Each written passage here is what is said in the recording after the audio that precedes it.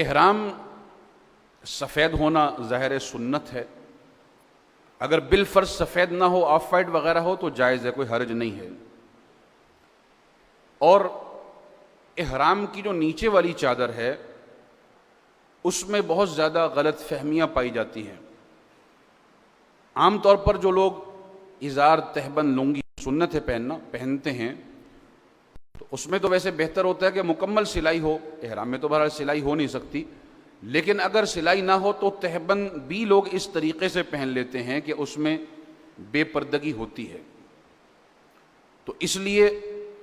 احرام کا طریقہ جو بھی ہو، ایک نہیں ہے، کئی ہیں، اگرچہ میں آپ کو ایک ہی طریقہ دکھاؤں گا، چونکہ اگر دو چار بتا دوں گا تو ایک بھی سمجھ میں نہیں آئے گا،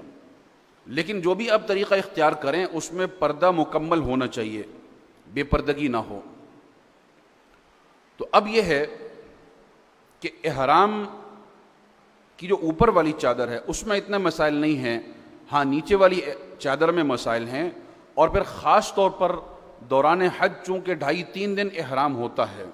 لوگ سوتے بھی ہیں ظاہر ہے اس دوران،